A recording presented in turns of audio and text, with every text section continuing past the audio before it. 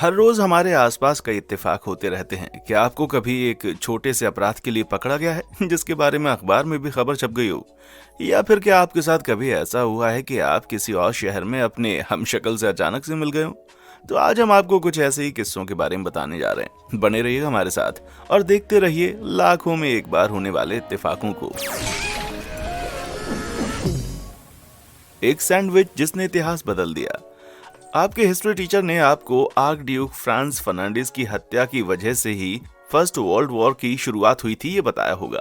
लेकिन एक बात जिसके बारे में बहुत से लोगों को नहीं पता वो ये है कि ये सब कुछ हुआ नहीं होता अगर सैंडविच बीच में ना आई होती। तो जैसा कि कहानी में बताया गया है, पहले अटेम्प्ट में हत्या करने वाले फेल हो गए थे क्योंकि उनका ग्रेनेड आर्क ड्यूक की गाड़ी को लगने के बजाय उनके पीछे की कार को लग गया था और वो वहां से बच निकले। इसके बाद एक बात जो स्पष्ट थी वो ये कि उनके हत्यारे बहुत ही गुस्से में थे। इनफैक्ट उन दोनों में से एक आदमी गैब्रिएलो प्रिंसेस इतना ज्यादा बौखलाया हुआ था कि वो पास ही की एक दुकान पर सैंडविच लेने के लिए चला गया। तभी फर्डिनेंड, जो कि भगवान ने उनकी जान बचाई, उनका शुक्रिया अदा कर रहे थे। तभी उनका ड्राइवर इस बात से अनजान था कि उन लोगों का पहले से तय किया गया रूट बदल दिया गया था और उसने एक गलत टर्न ले लिया था और वहीं रुका जहां वो हत्यारे लंच के लिए रुके थे। बस फिर क्या था, हत्यारों ने तय कर लिया था कि वो इस बार इस मौके को हाथ से नहीं जाने देंगे और प्रिंसिप ने आर्क ड्यूक और उनकी पत्नी दोनों को ही गोली मारकर हत्या कर दी। और बाकी का इतिहास तो आपको मालूम ही है। किंग अम्बर्टो का हमशक्ल। जुलाई 28, 1990 को इटली के राजा अम्बर्टो एक मोजा रेस्टोरेंट में खाने का आनंद ले रहे थे। तभी वहां के मालिक उनका स्वागत करने के लिए आते हैं। अचानक ही दोनों को यह एहसास हो गया कि दोनों कितने एक जैसे दिखते हैं, इसलिए अम्बर्टो ने उन्हें बैठकर बातें करने के लिए बुलाया। और तो और उन दोनों के बीच की समानताएं यहीं पर खत्म नहीं होती। रेस्टोरेंट के मालिक का नाम भी अम्बर्टो था और उनका जन्म भी ट्यूरिन में ठीक उसी दिन हुआ जिस दिन राजा का जन्म हुआ। और अगर ये काफी नहीं था तो मैं आपको बता दूं, दोनों की ही शादी मार्गरेटा नाम की महिला से हुई थी और वो भी एक ही तारीख पर। और जिस दिन राजा का राज्याभिषेक हुआ था उस दिन रेस्टोरेंट के मालिक ने अपना रेस्टोरेंट खोला था।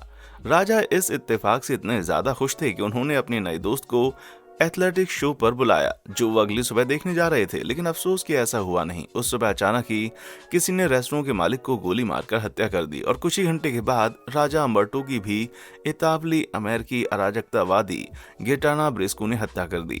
कई लोगों का कहना है कि दोनों ही अम्बर्टो लंबे समय से बिछड़े हुए ट्विंस थे और जब खूनी को दोनों के मिलने के बारे में पता चला तो उसने सोचा कि वो दोनों को एक साथ मार देगा। वैसे आपको क्या लगता है?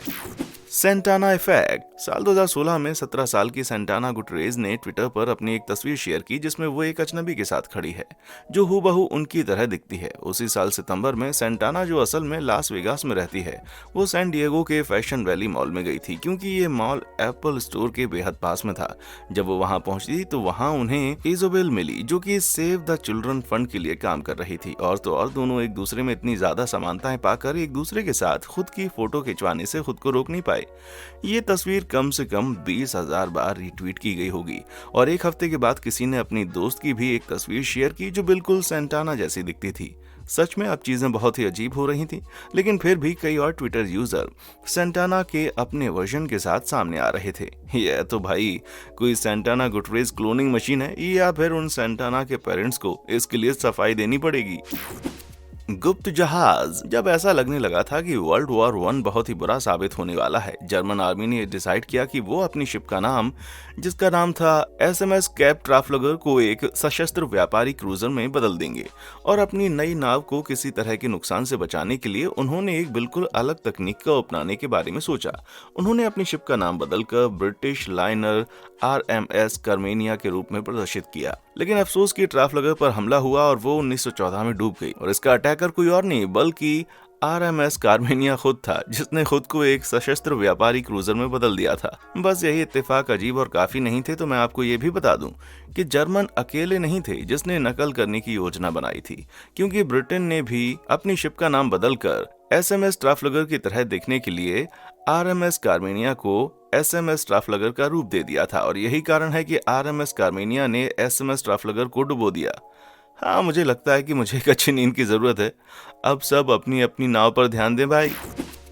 शिफ्ट में मिली बहनें। कुछ इत्तेफाक ऐसे होते हैं जो आपको भाग्य पर यकीन करने के लिए मजबूर कर देते हैं। इन दो बिछड़ी हुई बहनों की भी यही कहानी है जो बेहद ही अप्रत्याशित रूप से मिली। होली होयल ओब्रायन, जिसका मूल नाम पोक नाम शिन था, उन्हें 1978 में एक अमेरिकन कपल ने गोद ले लिया था जब वे मात्र 9 साल की थीं, लेकिन वो कभी भी अपनी बहन को भूल नहीं सकी थीं, जिसे उसकी सौतेली माँ अपने साथ ले गई थी। जिस माँ ने होली को अडॉप्ट किया, उसने अनाथाश्रम में फोन भी किया ताकि वो इस बात का पता लगा सके कि आखिर उनकी बहन कहाँ रहती है, लेकिन उन्हें उसके बारे में कुछ भी पता नहीं चला, जिसके कारण होली ने उससे मिलने की उम्मीद ही छोड़ दी। तभी 2015 में होली ने एक नई कंपनी में जॉब करना शुरू किया, जिसका नाम था बेफ्रंट हेल्थ पोर्ट चार्लोट। वहां वे चौथे फ्लोर पर मेडिकल सर्जिकल यूनिट में काम कर रही थीं। 3 महीने के बाद उनकी शिफ्ट चेंज होकर सुबह के 7 से शाम के 7:30 बजे की हो गई और वहां उन्हें एक नई नर्स काम में मदद करने के लिए आई, जिसका नाम था मेगन ह्यूजेस, और वो भी कोरिया की रहने वाली थी। जैसे जैसे दोनों महिलाएं एक दूसरे को अच्छे जानने लगीं, उन्हें यह एहसास हुआ कि दोनों में कई समानता हैं और एक डीएनए टेस्ट ने उनके शक को सच्चाई में तब्दील कर दिया। वे वाकई में लंबे समय से बिछड़ी हुई बहनें थीं। किस्मत में क्या क्या करवाती है यार। 1942 में वर्ल्ड वॉर सेकंड जब चरम पर था, तब सेना के दिग्गज डॉन कार्कोस पर अटैक किया गया और कुछ नुकीली सी चीज उनके माथे पर लगी, जिसके बाद वे अपनी दाईं आंख से नहीं देख पाते थे। 64 साल तक अलग अलग डॉक्टर्स ने उनकी आंखों की रोशनी वापस लाने की बहुत सी कोशिशें की, लेकिन 2006 में एक बहुत ही अजीब चीज हुई। 84 साल के डॉन जब न्यूयॉर्क में मॉन्टेसलो रेसवे रेसकोर्स में एक पैडॉक पर एक सिक्योरिटी गार्ड का काम कर रहे थे, तब एक घोड़े को कॉलर पहनाते हुए घोड़े ने उन्हें जोर से मारा, जिसकी वजह से वे अपने पीछे मौजूद दीवार से जा टकराए। हालांकि उन्हें किसी तरह की चोट नहीं लगी, लेकिन वे चक्कर खाकर गिर गए थे। उसी रात कुछ अविश्वसनीय हुआ। डॉन को अपनी खोई हुई आंख से थोड़ा थोड़ा नजर आने लगा। हालांकि उनका विजन पूरी तरह से स्पष्ट नहीं था, लेकिन डॉन अब अपनी क्षतिग्रस्त आंख से लगभग 15 फीट की दूरी तक देख सकते थे। लॉन्ग आइलैंड कॉलेज अस्पताल में नेत्र विज्ञान के प्रमुख डॉक्टर डगलस लोजारो ने कहा कि उस धक्के की वजह से शायद उनकी लेंस जो अपनी जगह से हट गई थी, वो अपनी जगह पर आ गई हो, लेकिन कोई भी उनकी आंखों की रोशनी आने के पीछे का कारण नहीं जानता था। सच में ऐसा कभी होता होगा कि घोड़े के मारने की वजह से आंखों की रोशनी वापस आ गई हो? फ्रंट पेज पर छपी खबर। 2007 को क्रिसमस के दिन इडाहो में लिविंगस्टन ट्रिब्यून अखबार ने एक ऐसे व्यक्ति की सीसीटीवी तस्वीर पब्लिश की जिसमें एक आदमी को स्टोर से महिला का पर्स चुराते हुए दिखाया गया है। उन्हें उम्मीद थी कि कोई ना कोई तो उसे पहचान ही लेगा। उनकी इतनी मेहनत के बाद भी ऐसा लग रहा था जैसे इस धुंधली तस्वीर को पहचानना घास में सुई खोजने जैसा है, लेकिन लोगों ने उम्मीद नहीं छोड़ी, क्योंकि इसी पेज के 1 इंच ऊपर इसके बारे में एक हिंट भी था। फ्रंट पेज पर एक तस्वीर छपी थी जिसे उसी अखबार के फोटोग्राफर काइल मिल्स ने खींचा था, जिसमें एक आदमी को ब्लू और ब्लैक चेक्ड कोट में दिखाया गया था। ये आदमी उस स्टोर के फ्रंट दरवाजे पर पेंटिंग बना रहा था। अब जो कोई भी स्पॉट द डिफरेंस गेम खेलने में माहिर है, वे समझ ही गए होंगे कि ये दोनों एक ही आदमी है। इनफैक्ट मिल्स की तस्वीर ने उस व्यक्ति की पहचान लिविंगस्टन में मिल हाउस साइंस के माइकल मिल हाउस के रूप में भी की। कॉपी एडिटर्स ने तुरंत ही पुलिस को कांटेक्ट किया और मिल हाउस को चोरी के आरोप में तुरंत गिरफ्तार कर लिया गया। अपने बचाव में उनका कहना था कि वे तो उस पर्स को लौटाना चाहते थे, लेकिन वे भूल गए थे। मुझे लगता है कि वो शायद इस पर्स में मौजूद $600 भी लौटाना भूल गए होंगे। अगर आपके पास भी हमारे साथ में शेयर करने के लिए ऐसी कहानियां हैं तो हमें नीचे कमेंट सेक्शन में आकर जरूर बताएं। हो सकता है कि हम आपकी कहानी को अपने नए वीडियो में शामिल कर लें। बेल्ट ने बचाई जान। आपने युद्ध से जुड़ी कई रोचक कहानियां सुनी होंगी, लेकिन एक बात पक्की है कि आपने वर्ल्ड वॉर सेकंड के नाविक और उसके भाग्यशाली जीवन के बारे में नहीं सुना होगा। 1942 की गर्मियों के दौरान एल्गिन स्टेपल्स यूएसएस एस्टोरिया पर एक क्रूमैन थे जो कि ग्वाडल कैनाल के नियंत्रण की लड़ाई में शामिल थे। रात की अपनी ड्यूटी को पूरा करने के बाद स्टेपल अचानक ही विस्फोट होने के कारण जाग गए थे। उन्होंने तुरंत ही अपनी लाइफ बेल्ट पहनी और सबकी मदद करने के लिए आगे बढ़े, लेकिन बेल्ट टूट गया और वो पानी में गिर गए। 4 घंटे तक तैरने के बाद उन्हें एक यूएस शिप द्वारा रेस्क्यू किया गया, लेकिन उनकी किस्मत इतनी बुरी थी कि वो भी डूब गई और स्टेपल एक बार फिर से समुद्र में थे और इस बार भी लाइफ बेल्ट ने उनकी जान बचाई। तो उन्होंने देखा कि ये लाइफ बेल्ट उनके गृह नगर एक्रोन ओहियो से है, इसलिए उन्होंने इसे अपने साथ रखने का फैसला किया। जब भी वे इस युद्ध के बाद अपने परिवार के साथ उसकी कहानियां शेयर करते थे, तब स्टेपल्स की मां ने गर्व से घोषणा की थी कि उन्होंने एक स्थानीय फायरस्टोन प्लांट में काम किया था जो लाइफ बेल्ट बनाती थी, और उन्होंने देखा कि उस पर उनके ही इंस्पेक्टर का नंबर था, जिसका मतलब ये था कि उन्होंने खुद इस डिवाइस को अप्रूवल और स्टाम्प दिया था, और इसी ने उनके बेटे की जान को बचाया। बदकिस्मत बरमूडा टैक्सी। सभी इत्तेफाकों का मतलब ये नहीं होता कि उससे अच्छा भाग्य ही जुड़ा हो, और अगर आपको लगता है कि आपकी किस्मत अच्छी नहीं है तो इन 2 भाइयों की कहानी जरूर सुनिएगा, जिसमें एक बाइक और एक कैब शामिल है। 18 जुलाई 1975 की रात को बरमूडा की राजधानी हैमिल्टन में अपनी मोपेड की सवारी करते समय 17 वर्षीय एर्स्किन एबिन को एक टैक्सी ने बुरी तरह से टक्कर मार दी और उसकी मौकाए वारदात पर मौत हो गई। इस एक्सीडेंट की जो एक बात बहुत ज्यादा अजीब थी वो ये कि लगभग एक साल पहले 30 जुलाई 1974 को एर्स्किन के भाई की भी मौत कुछ इस तरह से हुई थी, और वो भी इसी इंटरसेक्शन पर जिसका नाम हॉग बे लेवल था, और वो भी एक टैक्सी द्वारा। और हाँ, वो भी मोपेड चला रहे थे।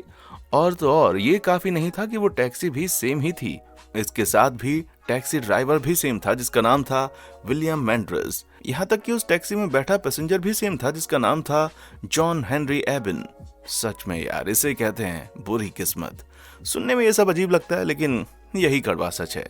लेकिन एनालिस्ट ने ये नोटिस किया है कि बरमूडा एक छोटा आइलैंड है जहां काफी कम लोग रहते हैं, और इस तरह के इत्तेफाकों का होना वाजिब है। द एडिंगटन केस, इत्तेफाक इन दो केसेस के जैसा तो नहीं हो सकता। दोनों के ही दोनों सॉल्व नहीं हुए, और तो और दोनों के होने के बीच 157 साल का गैप है।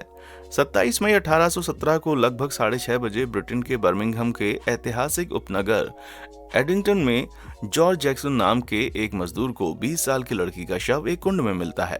बाद में पता चला कि इस महिला का नाम मैरी एशफोर्ड था, जो टायबर्न हॉल में ऐतिहासिक व्हिट मंडे के सेलिब्रेशन में डांस करने गई थी, जिससे पहले वो अपने एक दोस्त से मिली। उस रात एशफोर्ड लगभग 4 बजे अब्राहम थॉर्टन नाम के एक व्यक्ति से मिलकर घर जा रही थी। थॉर्टन उनकी इस आकस्मिक मृत्यु का प्राइम सस्पेक्ट था। हालांकि गवाहों का कहना था कि थॉर्टन बेकसूर था और उसे रिहा कर दिया गया।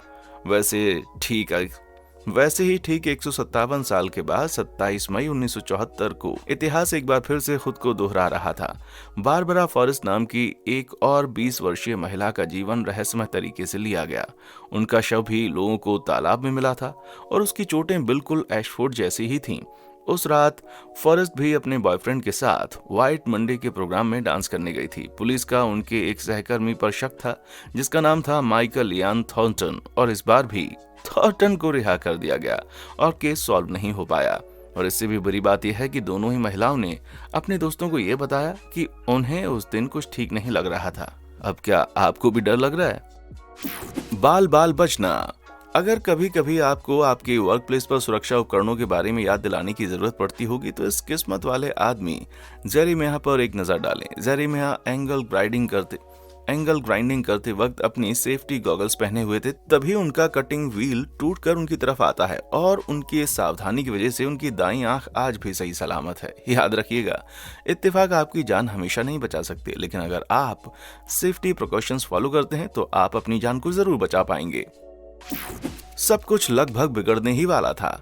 कभी कभी ऐसा लगता है जैसे लक आपके साथ है। क्या आप कल्पना कर सकते हैं कि इस गाड़ी के मालिक को अपने घर पहुंचकर इस नुकीली कील के बारे में पता चला होगा, तब उसने लंबी राहत की सांस ली होगी। ये तो बिल्कुल उसी तरह हुआ जैसे कि आप एक कील पर पैर रखने जाते हैं, लेकिन वो आपकी पैर की उंगलियों के बीच में से सेफली निकल जाती है। कभी कभी जिंदगी आपको परेशान करने के नए तरीके खोज ही लेती है। Killer shot. इसमें कोई शक नहीं है कि एनिमल किंगडम में मक्खियां सबसे इरिटेटिंग प्राणी हैं।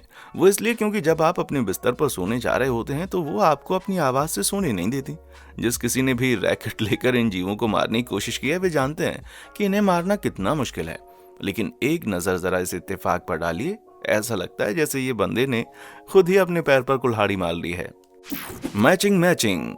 आपके साथ ऐसा कितनी बार हुआ है कि आपने अपने दोस्त का मोबाइल उठाया हो और तुरंत ही आपको एहसास हो गया हो कि वो आपका नहीं है, क्योंकि आपको अपना वॉलपेपर देखने की जो आदत है।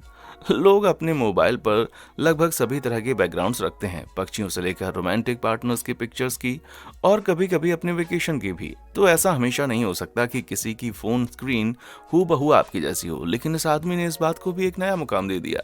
उन्होंने खुद को ब्रुक्स के खूबसूरत शहर का विज्ञापन करने वाले ट्रक के पीछे ड्राइविंग करता हुआ पाया। तभी उन्हें एहसास हुआ कि उस ट्रक के पीछे जो तस्वीर उनके फोन पर लगाई गई है उससे हूबहू मिलती है, जो कि उन्होंने अपने वेकेशन पर ली थी।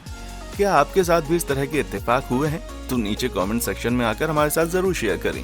हो सकता है कि हम उन्हें अपने अगले एपिसोड में शामिल कर लें। देखने के लिए